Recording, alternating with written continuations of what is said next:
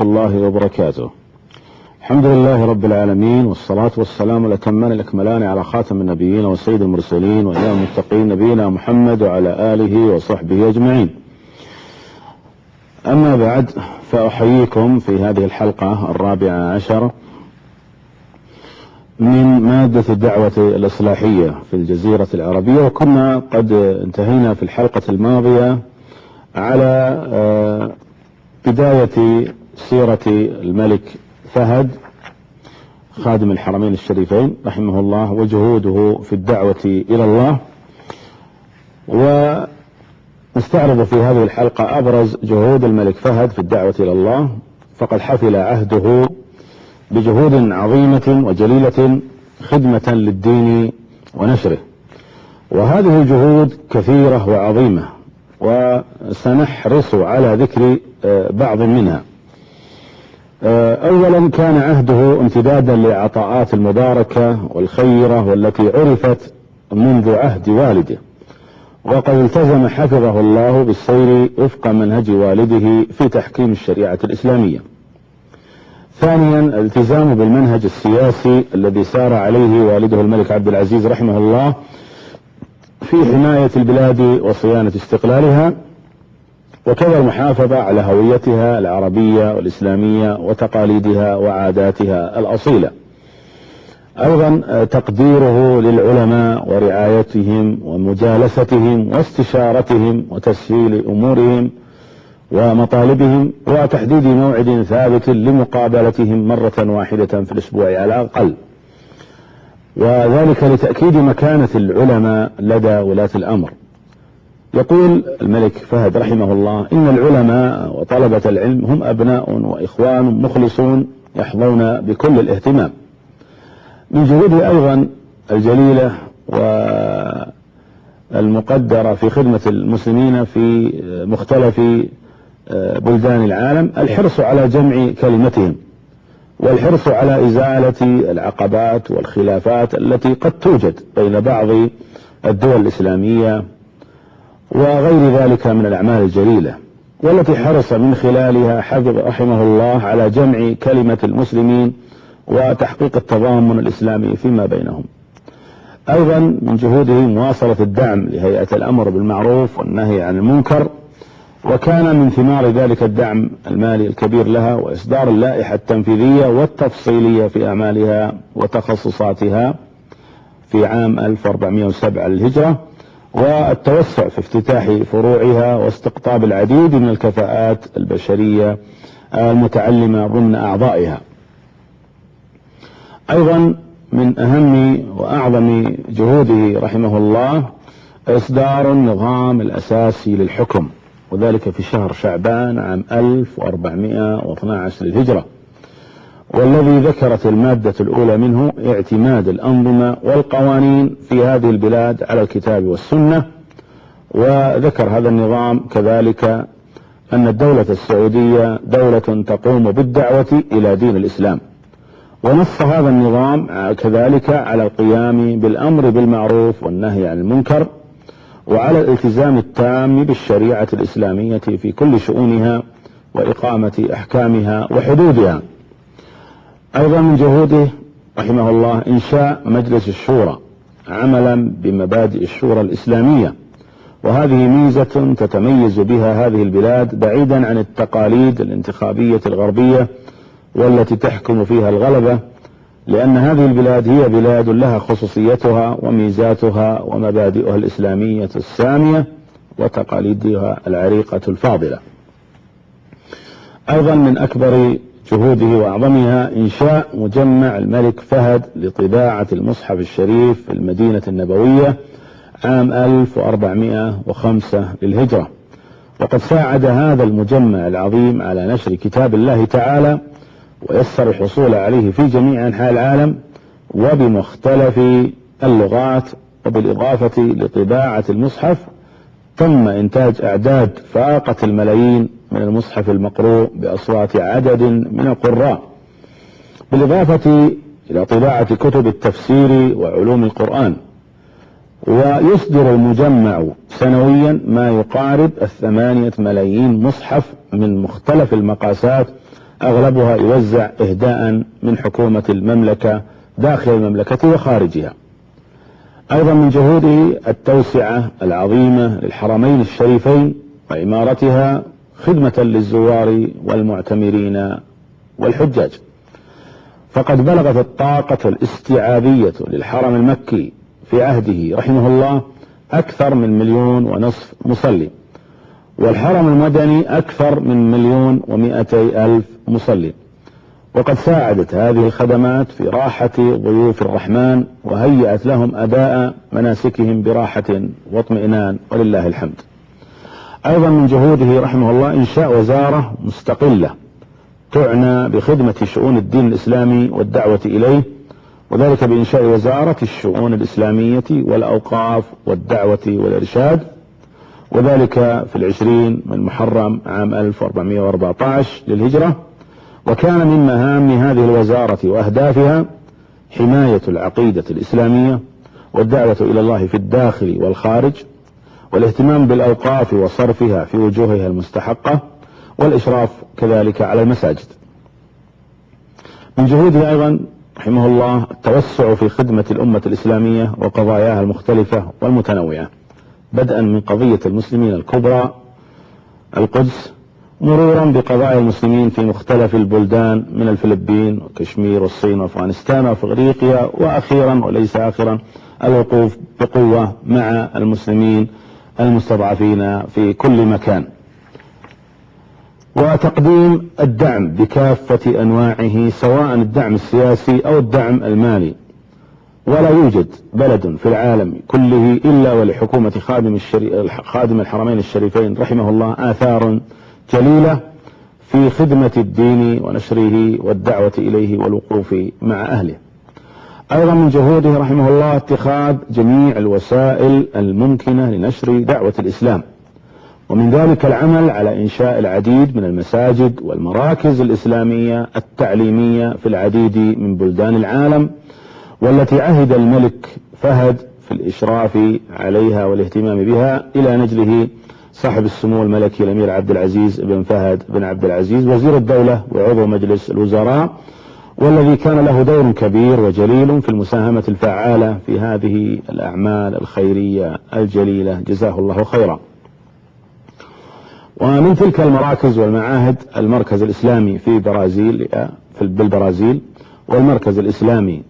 في الأرجنتين، والمركز الإسلامي في جبل طارق، والمركز الإسلامي أيضا في مدريد بإسبانيا، والمركز الإسلامي في أدنبرا باسكتلندا، وعدد كبير من المراكز في مدن الولايات المتحدة الأمريكية، وغيرها كثير من المراكز الإسلامية في مختلف بلدان العالم. كما تم افتتاحه العديد من المدارس والمعاهد التعليمية والدعوية في مختلف البلدان في أنحاء العالم، مثل المعهد العربي الإسلامي في طوكيو، ومعهد رأس الخيمة، ومعهد العلوم العربية والإسلامية في واشنطن، ومعهد جيبوتي، ومعهد موريتانيا، ومعهد جاكرتا بأندونيسيا، وأكاديمية الملك فهد في لندن وفي ألمانيا وفي أمريكا، والجامعة الإسلامية في النيجر، والمعهد الإسلامي في مدينة لوغا بالسنغال، وغيرها العديد من منارات الخير والهدى في مختلف بلدان العالم، والتي تدعو إلى الله تعالى بالبصيرة والحكمة والموعظة الحسنة. أيضا من جهوده رحمه الله إنشاء المجلس الأعلى للشؤون الإسلامية برئاسة النائب الثاني لرئيس مجلس الوزراء الأمير سلطان بن عبد العزيز، وعضوية عدد من الوزراء، وذلك في 30 من شهر ربيع الثاني عام 1415. ومن مهام هذا المجلس الاهتمام بالشؤون الإسلامية والأقليات والجمعيات والمراكز الإسلامية، مما يعكس الاهتمام بأمور الدين وشؤونه في مختلف بلدان العالم على أعلى المستويات في هذا البلد المقدس. أيضا من جهوده التوسع الكبير في إرسال الدعاة والمعلمين وإقامة العديد من الدورات الشرعية في مختلف البلدان في جميع المناطق المحتاجة وفي مختلف الأوقات، وخصوصا في فترة الصيف وشهر رمضان المبارك. وأيضا من جهوده التوسع الكبير في إنشاء الجمعيات الخيرية لتحفيظ القرآن الكريم، مما ساعد على إقبال النشء من الجنسين على حفظ وتلاوة كتاب الله العزيز. أيضا التوسع الكبير في إنشاء الجمعيات والمبرات الخيرية في مناطق المملكة، وما يحدث فيها من تكافل وتعاون بين أبناء البلد الواحد، وتساهم أيضا خزينة الدولة في أغلب ميزانياتها الخيرية، وغيرها كثير جدا من الجهود الطيبة المباركة التي يقوم بها خادم الحرمين الشريفين رحمه الله خدمة للدين وحرصا منه على نشره بين الناس، مع الاهتمام الكبير بالعمل بأحكامه وتطبيقها. ونتيجة لتلك الجهود العظيمة فقد نال رحمه الله جائزة الملك فيصل لخدمة الإسلام عام 1404 للهجرة، فجزاه الله تعالى خير الجزاء على ما بذله في خدمة الدين وأهله، وجعل ذلك في ميزان حسناته، إنه ولي ذلك والقادر عليه. بعد أن فرغنا من جهود الملك فهد رحمه الله في الدعوة إلى الله، يحسن الآن أن ننتقل إلى جهود المناصرين من العلماء والدعاة للدعوة الإصلاحية. فأول هؤلاء العلماء رحمهم الله هو الإمام عبد الله بن محمد بن عبد الوهاب رحمهم الله جميعا، وهو الإمام العلامة الأوحد الثقة الثبت التقي الورع المجاهد المحتسب ذو الهمة العالية والشجاعة المتناهية، الذي خلف والده شيخ الإسلام محمد بن الوهاب في مؤازرة الإمام عبد العزيز بن محمد بن سعود،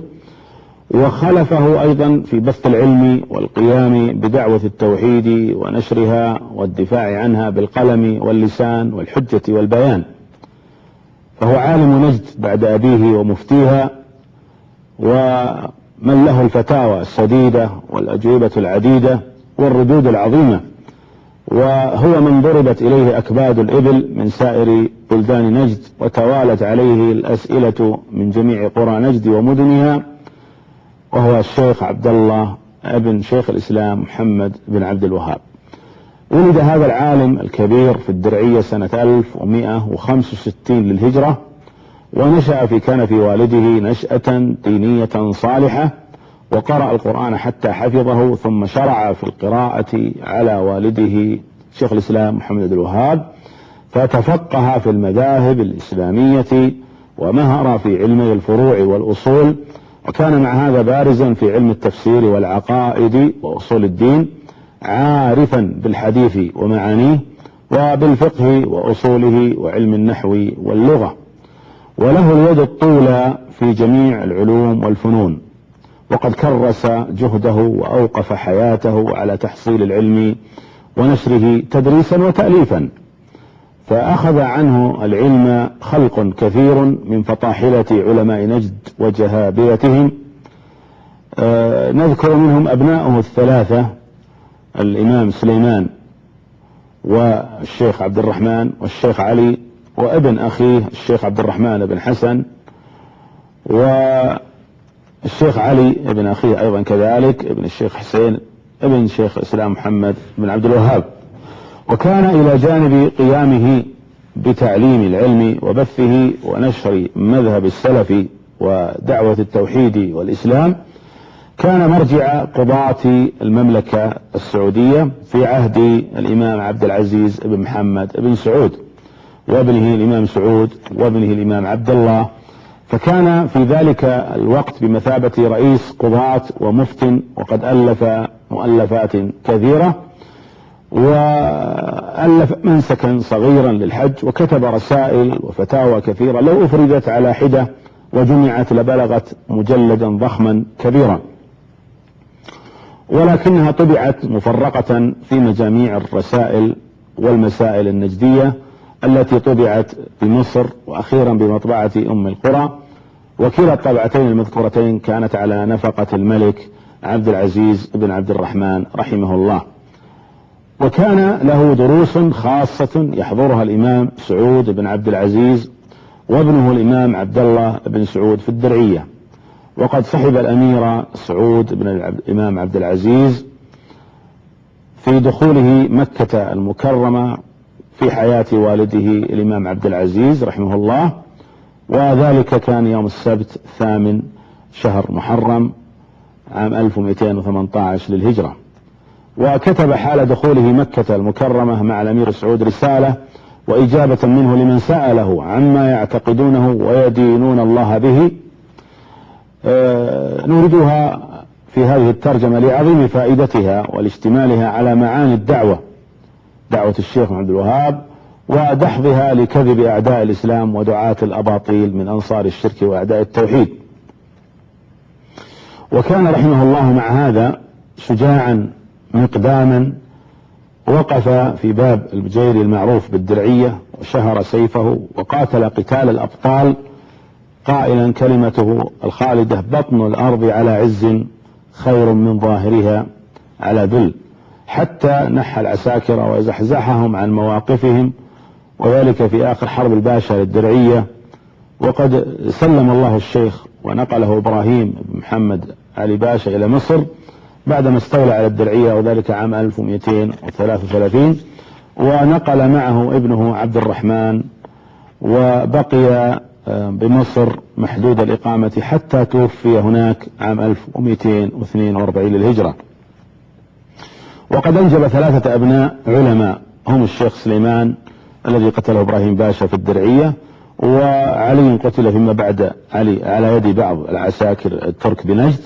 وعبد الرحمن نقل معه إلى مصر صغيرا وتعلم بها ودرس برواق الحنابلة، وتوفي بها أيضا هناك سنة 1273 للهجرة، رحم الله الشيخ عبد الله وجزاه عن الإسلام خير الجزاء. من مؤلفاته رحمه الله أولا جواب أهل السنة النبوية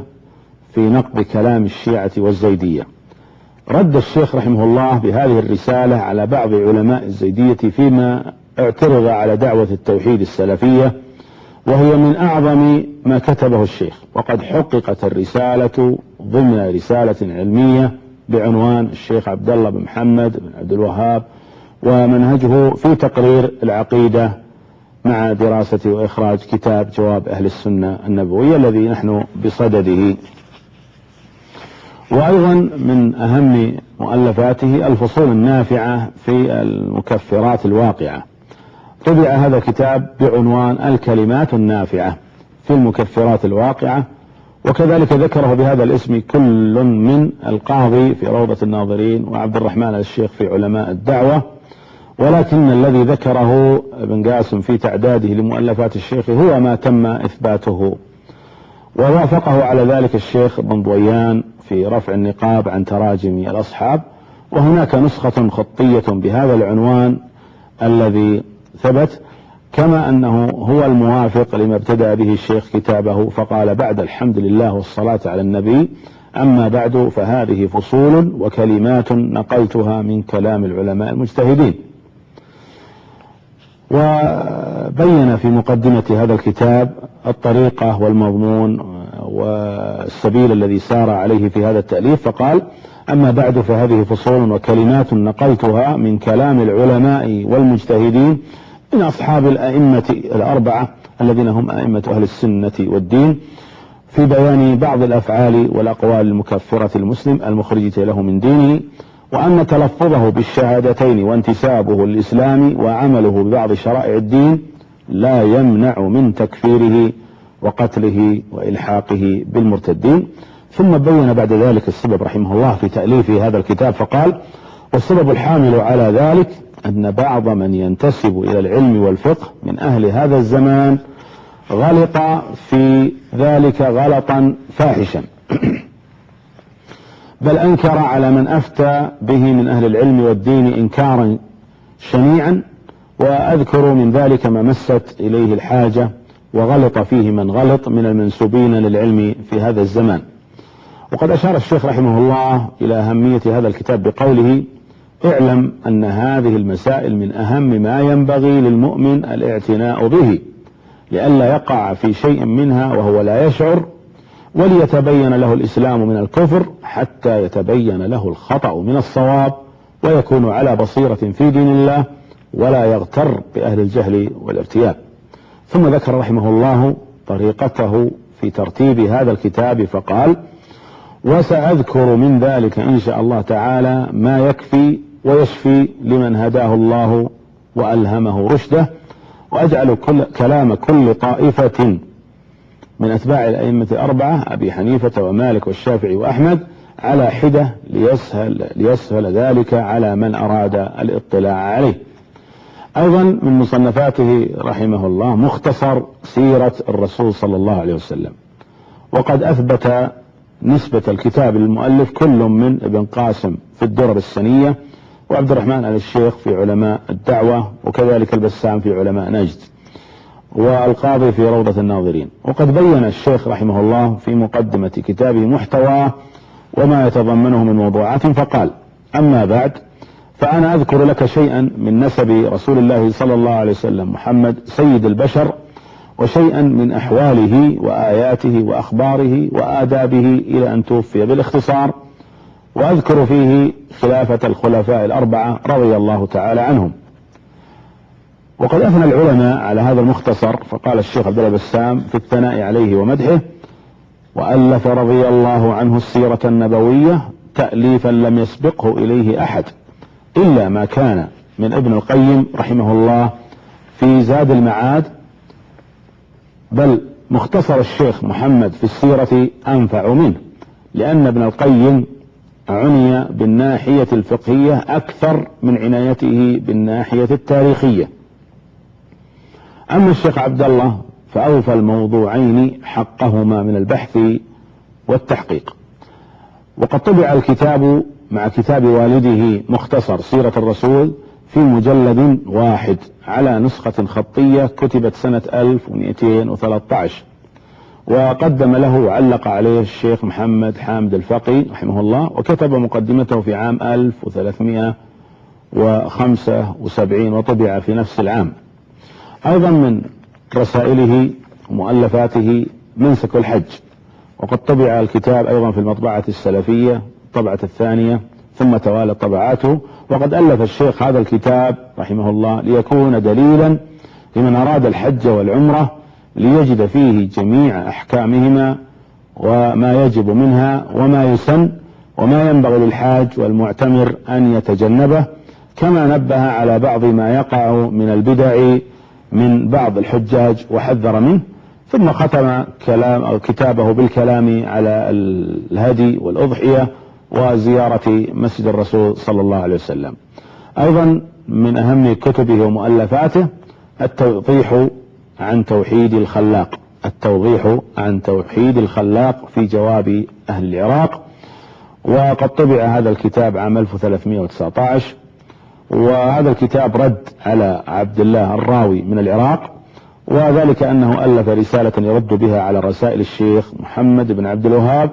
ويفتري عليه الكذب، فلما بلغ أئمة الدعوة افتراءاته قاموا بالرد عليه بكتاب التوضيح. ولكن الشيخ البسام خالف في ذلك وبين أن الحق